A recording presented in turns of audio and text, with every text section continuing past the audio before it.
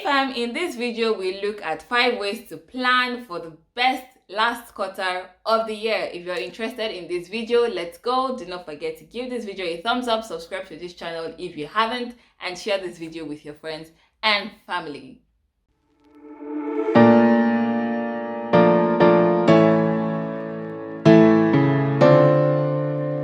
Hey fam, how are you doing today? Welcome back to my channel. My name is Tobi Achudume. If this is your first time here, you are super welcome. I am so excited to have you here with me. So here on this channel, we talk about topics, tips and tricks that helps us grow fearlessly to the best version of ourselves. So if you're interested in topics and tips like that, please click the subscribe button so you get notified when we have new videos up. If you're a returning subscriber, thank you so much for coming back again. I hope you enjoyed this video as much as you've enjoyed the other ones. And if you're a returning viewer but you have not subscribed, why? Please subscribe to this channel so that you enjoy the benefits of being a member of this family. Today we are going to be looking at what to do to plan for the last quarter of the year, because the last quarter of the year is literally just around the corner. 2021 is coming to an end and we are trying to make sure that we end it in the best way that we can. So today we are going to be looking at how to plan to have the best last quarter of the year. So last year I shared a video talking about what you should do before you start the last quarter of the year, the things that you need to do to make sure that you have an epic end of the year. So I'm going to leave that video linked in the video and also in the description box, so please check it out, because this video I'm not going to be looking at the same points, but I'm going to be building on some and then expanding on how to plan to have the best year ever. But before I go on, can I just appreciate the growth on this channel? So I watched the video that I've linked before I started doing this one. I can just see the growth that's gone, the transformation in this YouTube channel, and I'm so grateful for that. Anyway, so let's get into today's video. We're looking at 5 things that you should do, you should look into when you're planning for the last quarter of the year. So let's go. Number 1, reflect on your goals. So look at the goals that you set for yourself at the start of the year. The only thing that is constant with us as humans is change. The only thing that constantly changes is change, that there is change. So you grow, you evolve, you become better, you see things clearer, you have new ideas and all of that. So look at the goals that you set for yourself at the start of the year, because now at this point you could have gained more clarity on what you want to work with.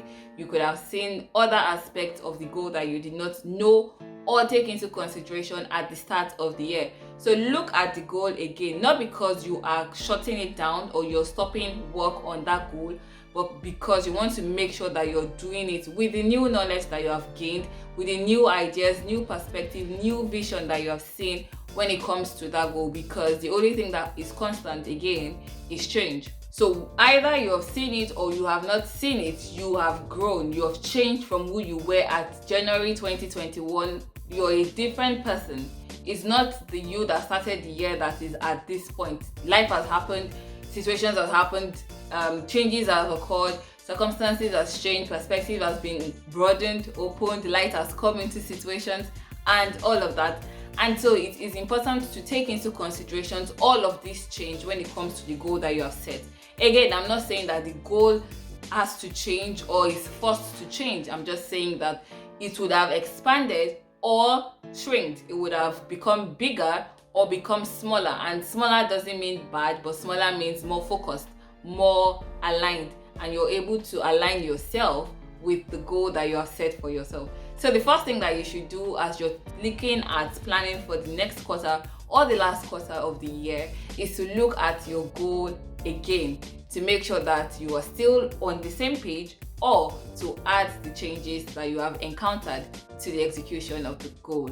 Number 2, look at what you have done so far, because it cannot be all bad. It's not all bad, obviously. There will definitely have been things that you have done towards the execution of your goal, towards working towards the life that you want to have at the end of the year. So look at what those are. What are the things that you have done? What are the steps that you have taken? What are the actions that you have put in place and the results that you have gotten from those actions? Take into account those things that you have done, because what that does is that it helps you to see that you have moved from somewhere to another point. You're not where you started. You may not be at the end, you may not be at the executed point, but you're definitely not where you started. So take into consideration, look at those things that you have done already towards that goal that you have set. And in doing this, you're also looking at the things that you did that did not work out well, the things that you did, the steps that you took that did not lead to the results that you wanted them to lead to. So the fact that you did not get the result that you wanted to get at different points or parts of the year, look at the things that you did that led to you getting the wrong result. So what did you not do right? What were the mistakes that you made? Take into consideration all of those things. Number 3, identify the things that you need to do. What have you not done? I mean, isn't that why we are planning again towards the end of the year? Why we are planning for the last quarter? We are planning because there are still things that we have not done. So what are those things that you have not done? It is almost normal for us to think that we know what those things are because, again, it is us, but sometimes you forget exactly what you're supposed to be looking at. And so that is why it is important for you to actually sit down and think of the things that you have not done towards the execution of your goal. What are the things that I have not done towards the execution of a particular goal? Or what goal have I not even talked about? What goal have I not looked at, have not touched at all because of whatever happened, because life happened, because something came up, or because work happened? What are those goals that has to do with me and my growth and myself that I did not get a chance to look at? So point number 3 is for you to look at the things that you have not done. Either you started doing and you stopped doing, or you've not even looked at all. And in talking about that, I would refer you to last week's video where I talked about how to get back on track when you're falling off, because again, if you're going to be looking at what you started doing and did not finish, you need to know why that happened. So I'm going to leave that video linked in the description bar as well, and also in this video. Please check it out. I'm very sure it's going to help you. So yes, point number 3 is identify the things that you are supposed to do that you have not done, because how can you do them if you don't know what they are? See? Number 4, put time frames to these goals. Put time frames to the things that you have realized needs to be done. Don't make the mistake that you made at the start of the year, which is not putting time frames to these goals, because if you did, you would not be at the point of not even remembering that you have those goals. So put time frames to the goals that you set, the goals that you have revealed that you need to work with at the last quarter of the year. When you put time frames to your goal, you make yourself accountable. You're holding yourself accountable for the goals that you set. You're also making sure that you have a timeline that you are working with. Everybody works better when they know there is a deadline, not to put pressure on yourself, but to make sure that you give your best to the goal that you're working with at the time that you can, so that it's not again you not working on that goal and carrying it over to the next year.